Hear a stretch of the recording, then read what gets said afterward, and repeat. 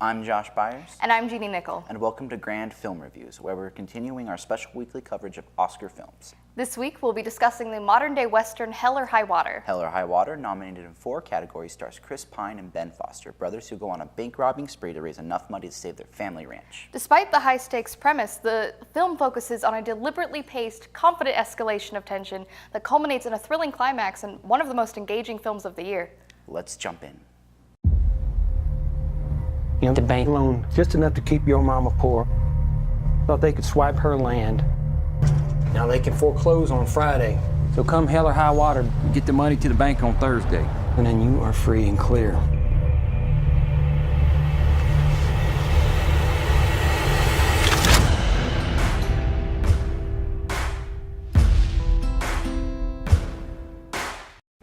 Hello everyone, and welcome to today's episode of Grande Film Reviews. I'm here with Josh and Bridger, and today we're going to be discussing Oscar nominee Hell or High Water.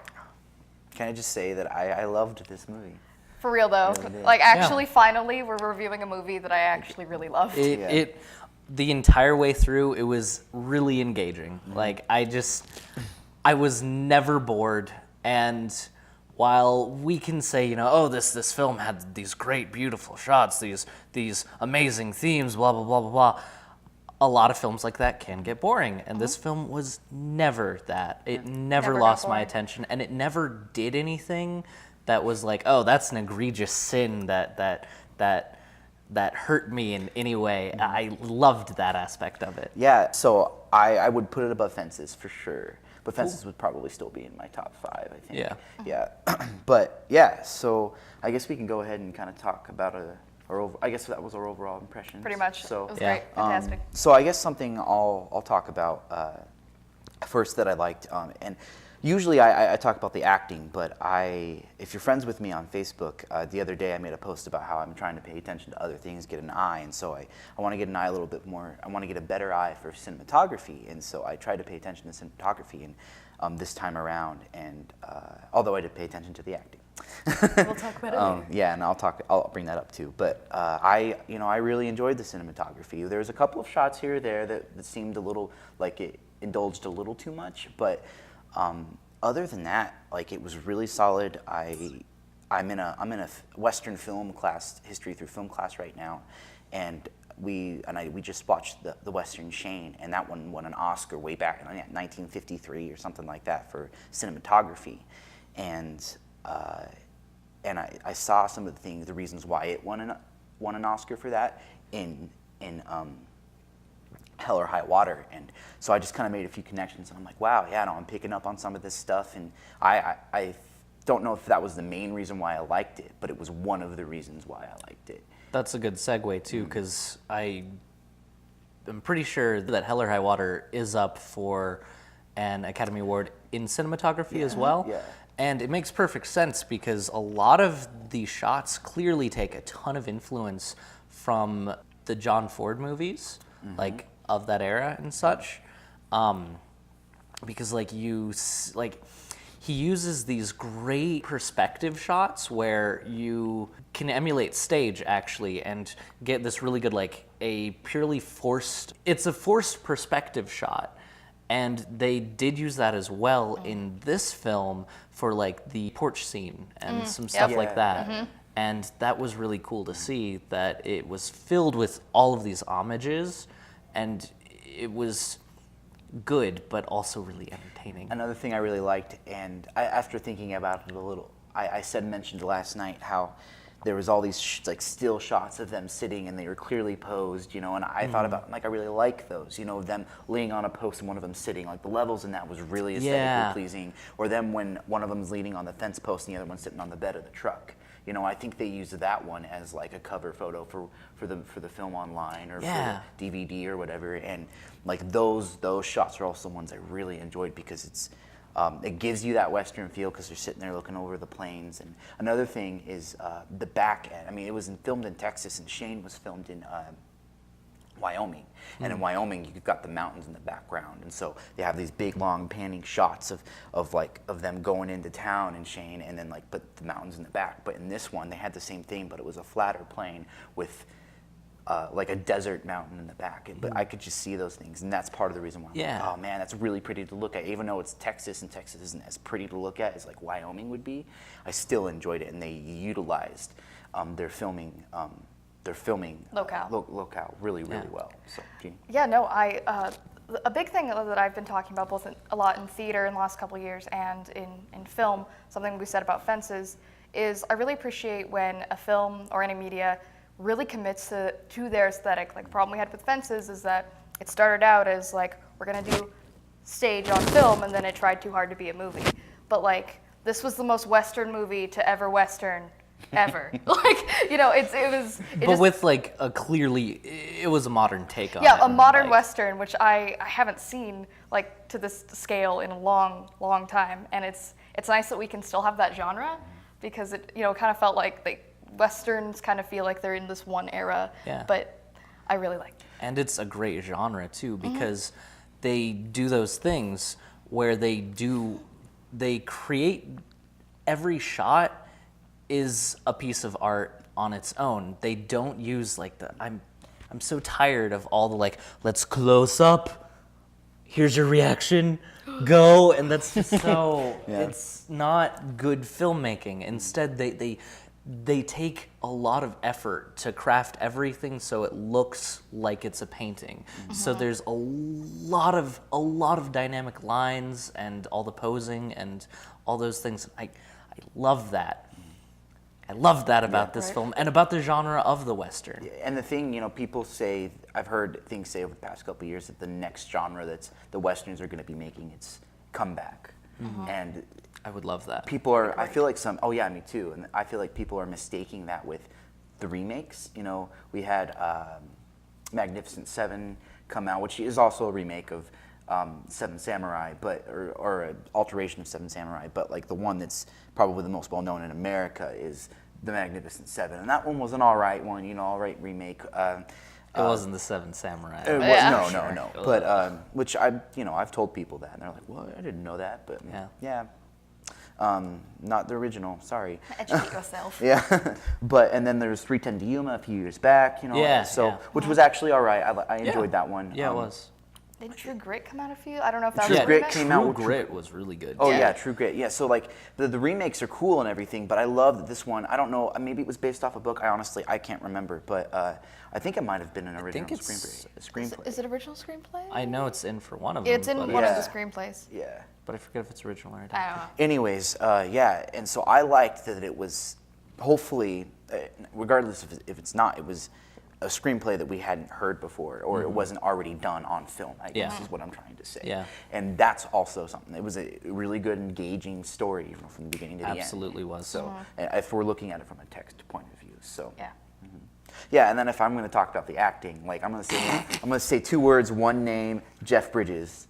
Like, he was awesome in it. And that's the other thing is, yeah, Chris Pine's and everything. but In he had- everything. But he had Okay. some really good moments. He did. did. He did. At first, I was like, Chris Pine in a Western? Like, what? I was like, that's just Chris You're- Pine and a mustache. Like, what are you doing here? It's like you're way too pretty, Chris Pine. Yeah, but you know, throughout it, he had a lot of really good moments in it. and it worked. Yeah. It fit. Like- Ben yeah. Foster, wonderfully cast. Oh, yeah. Like, solid all the way through. If there's anybody who was solid all the way through, might have had some up and downs, or didn't have up and downs, it was Ben Foster. Oh, yeah, he's just on it And the he's whole time. he's not in a whole lot here now and then. Most of the films that he's in, like Warcraft, he was in Warcraft. Yeah, like, Gotcha. but for some, like, this is probably my favorite one that I've seen him in. So. He does the specific role really well, where he plays kind of a loose cannon, crazy guy, really nicely. Adrenaline junkie, sort Yeah. of. Yeah. But the relationship that he plays the brother, so Ben Foster plays the brother of the older brother of Chris Pine's character, and I love that relationship a little bit. Like, he does, you know, he at the end, you know, not to give away too much. Yeah, don't spoil but things. he does a lot of really cool big brother things, and I know that because I have a big brother, you know, and like he recently just paid for me to go home for a weekend, you know, so that I could spend a weekend with him. So it's like that kind of thing also kind of hit a heartstring for me, because I'm like, that's cool. Like, there's some really cool brother relationship things in there that I enjoyed as well. Yeah. Yeah. So acting solid, like really good. A really good ensemble of acting. Even Yeah, it didn't have like, oh, here's your big lead to, you know, Yeah. really try to ham it Yeah. up. It was very consistent. Yeah, if anything, Jeff Bridges was a little bit higher because of what his character was doing, but he had the more dynamic role. Oh, definitely. Yeah. Yeah. But Jeff Bridges, in a sense of like who acted the best, hands down in that. Well, I mean, I don't know. I think that the scene that Chris Pine had in his car when he had to get through through the stop, that was really well done because it was incredibly subtle, but you could see everything like that sense of dread on his face so perfectly.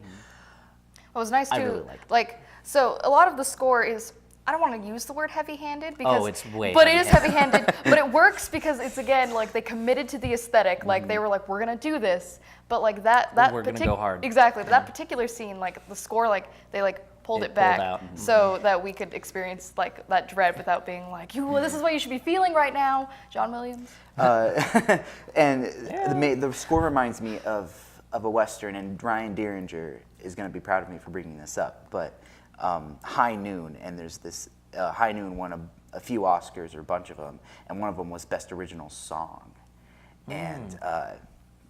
And there's this song, and it's super heavy-handed, but it's really, really good, fun song that gets stuck in your head, you know? And the great thing about it is, I didn't realize it, but like hearing that music in Hell or High Water was really reminiscent of the song in High Noon. And which the people who have seen this, you know, have seen High Noon, you'll know what I'm talking about. You will, because that song is just, it stands out. And so that was another really cool like Western feel to it, especially with a film that's so coveted like like High Noon. So I do feel like we need to give a special mention to Gil Birmingham, who Yeah. played Oh, Alberto. Yeah. Yeah, because like we've been talking about the three, you know, those three, and they did have the most, you know, like screen time technically. But Gil Birmingham was such a great support. Like he was consistent the entire way through, and still had really good moments. They just weren't as brightly shown. Right, he didn't have the as highest others. highs or the lowest Yeah. lows, but he was just like a rock, you know. yeah, but I mean his moments, you know, I talked about last week when we talked about Fences, you know, each character had a peak, and that was really good to enjoy those with the characters, or I guess indulge in it. And he had some really good moments, you know, here and there, and I think the best part of his character was the acting without dialogue, the moments where Yeah. He's really good at that. where he was reacting, and then part of that was written in the script, but you can't go without saying. You can write it in the script, but if an actor can't Do it. Do it. do yeah. it or translate it really well, and he did a good job. There's a reason why he got cast in that. So. Speaking of, actually, a thing which I did love was all of the parallelism in the film. Like, it was the two brothers and the two cops, and they were a perfect mirror on each other, and it really drove home the themes and a bit of the symbolism in a few shots, in that they literally were in the passenger seat both times when filmed. They were also metaphorically the ones that weren't driving the car. They were along for the ride. Yeah, they were along for the ride, which was really neat, I thought. Yeah, and another thing I want to talk about with Jeff Bridges' character is, I just want to say the reason why I thought he did so well was because of the character that he was playing and how well he played it without overdoing it. And I don't want to talk about it because his character is an experience unto itself. Yeah. And so I feel like maybe I don't know, I haven't seen the other. He is nominated for Best Supporting Actor. And I haven't seen some of the other movies, Right, so I don't but know. But solid choice if he does Right, win. yeah, oh yeah. Like, I wouldn't have a problem if he won, that's for sure. So I'm not saying my money's on him because I haven't seen anybody else, but maybe one other. I can't remember the nominations, but yeah. So I guess in that sense, can we find something bad about it? Yeah, I was gonna say Yeah, we yeah. should probably. We've been gushing for like 15 minutes, so I mean, it could have done more always. Like, it could have had, it could have been a bit better, but I don't think it really did anything bad. No, I didn't do anything Didn't do anything wrong. wrong, Yeah, yeah. Like No. Honestly, no. Yeah, I mean, There's- I could say that there was like I mentioned, there was a little bit overindulgence, but then again, it does follow through with the Western it feel. fit. Yeah, it Yeah. fit. Like it, so, I was never yeah. taken out of it. So really, It was in service to the story. exactly. Yeah, yeah. I mean, I can't find a specific issue that brought me out of it. Same. There was the lens flare in the last Yeah. shot, Oh, God, and that okay, made yeah, Richard yeah. want to like die. So That was a terrible final shot. Like, why did they do that? Why did they J.J. Abrams it? the J.J. Abrams, That which was didn't so- happen yeah, at that all in might the rest be- of the movie. That might be its one thing, but the was fact the one that, that's thing. the fact that we had to we forgot about it up until Yeah. the very end. you Yeah, know? So yeah. yeah, but it didn't ruin anything. No. No. Overall experience wise. So yeah, I mean, we're really critical, and we couldn't really find too much wrong with this movie. So I really think this is the movie for this area. Oh like, yeah, Yeah. like I Like- said, yeah. Like my stepdad loves westerns. You know, he grows up on them. Every time I go home, he's always watching. It's always something on TV. He's watching John Wayne or you know something, and he loved this. Yeah, I think he got it for Christmas this year, and Good. and yeah. So and I remember because I watched this before you guys, so this was my second time watching it. And when I watched it, I texted my stepdad. I was like, "Have you seen this?"